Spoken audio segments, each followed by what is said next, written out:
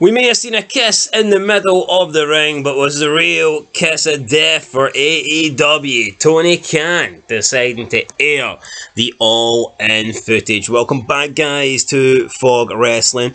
Did the all-in footage overall help AEW Dynamite achieve a good rating? And was it worth the damage that Tony Khan has done to his company and his own reputation? That is what we're going to find out today when we look at the quarter hours for AEW Dynamite. But, spoiler alert, there was one quarter that actually went up in viewership during this show, and to nobody's surprise, it is the quarter that featured the all-in incident. So, yeah, I can't say I'm surprised by that.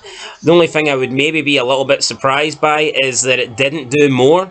But again, what were people really expecting? People probably thought this was a nothing burger, so to speak, so maybe they weren't getting too excited, that they weren't really paying that much attention to it. But it looks like everything that people were paying attention to, that was pretty much the only thing people were interested in. And with that said, let's get into the quarter. So AEW Dynamite opened up quarter one, 8 o'clock to 8:15. And it was with Samoa Joe, Swerve Strickland on the ramp, and then we led into Adam Copeland versus Penta in a TNT Championship match. That's got 981,000, probably more than AEW has delivered in the first quarter for a while. The highest first quarter I remember them having in a long time was Mercedes Moné's debut. Ever since then, though, it seems to be in the lower region of 900,000. So they start this week with 981,000. Is it because of what actually happened at the start, or is it because you've got that extra amount of people that have tuned in to possibly see the CM Punk stuff? That we don't really know, but they start with 981,000. Then we move into quarter two, 8:15 to 8:30. It was Copeland versus Penta continued, and that was pretty much it. Just the same match here. Nothing else happened. It was just 15 minutes of Adam Copeland wrestling, doing Lucha Libre style, and this got 857,000 viewers, down 13%. So I don't get it. I mean, if this drew in the opening quarter, why didn't it draw in the second quarter? You know, it doesn't make any sense. If people were watching Adam Copeland in quarter one, then they would probably be watching Adam Copeland in quarter two. But it lost 13%. Then we move into quarter three, 8:30 to 8:45. We get the post match with Adam Copeland, Brody King, Julia Hart, Willow Nightingale comes out to make the save. We get Lion Hook and Shibata backstage. We get Briscoe, Eddie Kingston, Copeland, all those guys. And then we get the Young Bucks cutting their promo with the all-in security video. And this was the highest rated quarter outside the opening quarter. We got a 3% increase on viewership up to 880,000. And a 10% increase on the demographic, and it went from 410 in quarter two to 449 in quarter three. So this was the only quarter on the show that had increases in both the viewership and the demographic. Take from that what you will.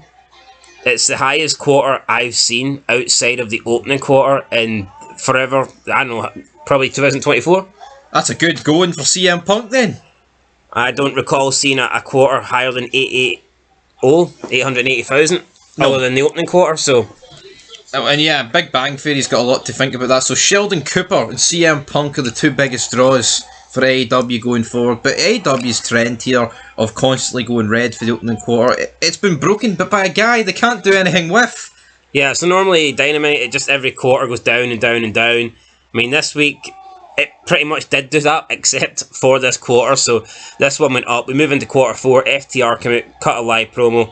We get Daniel Bryan after this, and then Will Ospreay calling out Triple H. This lost 7% from 880,000 down to 822,000, and then the demo it lost 5%, so down to 426,000 in the demo. You can almost hear Tony Khan say, right, what do we need after the CM Punk footage? We need another WWE reference to try and get people to stay involved and stay on the product. Yep, but unfortunately they lost 7%, and then going into quarter five they lost yet another 7%. This had a Julia Hart video, and it also had Lionheart, Hook, Shibata taking on Shane Taylor Promotions. And yeah, this lost 7%, and in the demo, it lost 10%. Now, the Punk stuff gained 10% from the previous quarter, and this quarter 5 lost 10% from the previous quarter. So Punk gains you 10% in the demo. Jericho loses you 10% in the demo. Jericho claims to be the demo god. I mean, I don't really know what demos or what rankings or ratings that Jericho's looking at. I know he doesn't really brag on about these anymore because they don't look good for him. But I mean, come on. At least if you're going to take the credit, if you're going to kiss the ass of the demos and pretend that once upon a time they're great, then you should probably own up and admit that later down the line, then you're doing a bad job in the demographics. You know, it's just. You ever seen a bigger fall from grace than Chris Jericho? I mean, this would be like us bragging about how views don't matter. The only thing that matters is, let's say, subscribers. Say we're getting like really good subscribers, and then maybe in a year's time the subscribers are fucking down the toilet, and we're like, oh, subscribers don't matter. It's all about the views. I mean, come on. If you want to push this narrative that the demo's great and that the demo's more important than the viewership, I don't necessarily mind that. But when the demo starts to go down, at least stick by what you said. Stick by your original opinion. When was the last time Jericho tweeted about demos? No, absolutely, but I think for Chris Jericho, I think he needs to have a retirement match soon because he's feeling like Dustin Rhodes and Billy Gunn. They were never on his level, obviously, but he just feels like one of these old guys that's there. He doesn't feel like Chris Jericho. Does he feel like a guy that could beat Austin and Rock in the same night? No, he doesn't. And I think... Doesn't seem like he deserves to be in the same building, fucking never mind to beat them.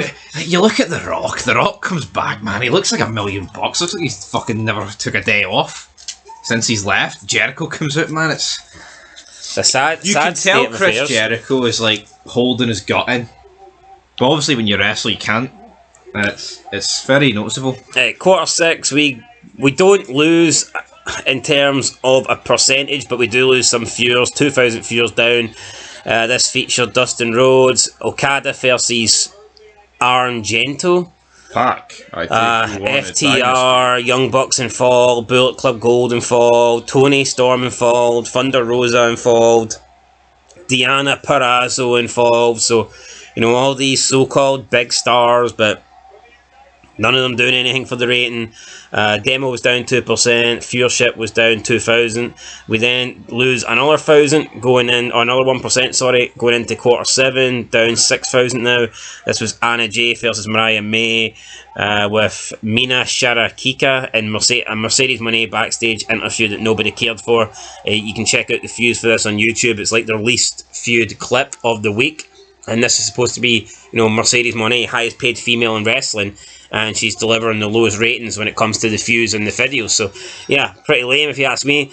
And then we move into the final quarter, and we lose 5%. And this was Joe versus Dustin Rhodes. This is a title eliminator match.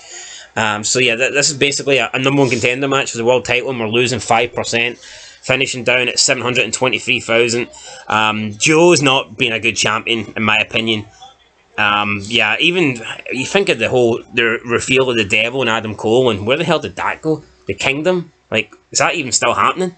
Where is Adam Cole? Where's MJF? Where is all these people? I just don't. What did that gain? What did that lead to? Remember the Kingdom? I know they tried to make a big deal at the Devil stuff, and then it's just like, see the world title with Samoa Joe and Swerve Strickland and Paige. It feels like one of those titles Eddie Kingston's got. It does not feel like the world title. Nah, for me, I mean, they need to get somebody else in there. I don't know who. I think they fucked up. I think Sting should have had a shot with the world title. Yep. Why not? That's done. Sting's probably eaten. What about Christian Cage? No, give him a go with it. Why not? Yeah, I just don't see what they're waiting on. Fuck it, even Jericho at this point. Maybe it would bring him back to his former self. I would actually think Joe's a better option. I don't know. No, but who's next? Who's actually getting this belt next? I look at this company and I'm like, who are they going to give it to? Pretty much everybody who they could have gave it to already's had it. Apart from like Christian. Yeah, I would probably give it to Christian, or I don't know, fucking Tony Schiavone or something. Well, I mean, I think Adam Copeland, Edge, I think he obviously will probably get it before his time is out, but it's like him and Christian feuding over a TNT championship belt. Fuck me, give him the world title, man. So much more weight would be behind that feud if they had the world title. Oh, I mean, what I will say is I think Adam Copeland, I mean, his numbers seem to do okay. Out of everybody on Dynamite, I would argue Adam Copeland's probably one of, if not the best.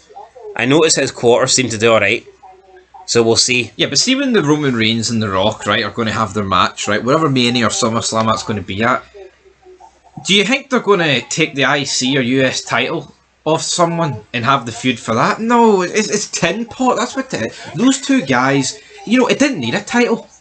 Christian Edge. It either needed the world title or no title. I don't think those two feuding for the TNT Championship is worthy. I think they're above that. Like, I mean, they're hitting each other in the balls with fucking barbed wire baseball bats with fucking nails on it. That's not a mid-card title feud. No, that's like a... Fuck, you'd need to be getting paid or to win something good for that. Anyway, guys, that's it. Averaged 819,000. I'll just say it right now. Next week, it's going to go down. I just don't see it. Unless Tony Khan comes up with another scheme of trying to get people to tune in. It's mad that I'm so confident that it's going to go down on 819,000. That's not a good number. No. But, yeah, I do not see it. Plus, it's not just... You've got to keep in mind as well, I think because of that footage, people are just going to stick around maybe and check out the whole show. Could Tony Khan throw the NDAs out the window and show the footage for the first incident? Is that the next roll of the dice? Fuck, I think that's. I never thought he'd have done this, so therefore I wouldn't say anything's off the table. I just want to see a gauntlet match, Punk versus everybody in AEW. See how far he can go. Tell you what, Punk versus the Bucks, Omega, and Jack Perry. I would fancy Punk's chances. I think he could. Absolutely. I think he could take off 4 of them. I'd like to see it. 4-on-1. That'd be a good main event. Don't know how long it would last. Don't think it would last a quarter, but last 12 rounds, probably not. We'll see. Anyway, guys, that's it. There you go. That's your ratings there. So, Dynamite. I mean, it held steady. It got a little bit of a boost, but we'll see what happens next week. Because I mean, Tony Khan can't keep doing this. He can't keep just pulling out CM Punk footage. Sooner or later, he's going to have to just go with what he's got, and what he's got isn't very good. And he spent 40 million over the past couple of months on free fucking nobodies, and it's not really helped them. So we'll see what happens. Anyway, that's it, guys. Catch you in the next one. Till then, peace.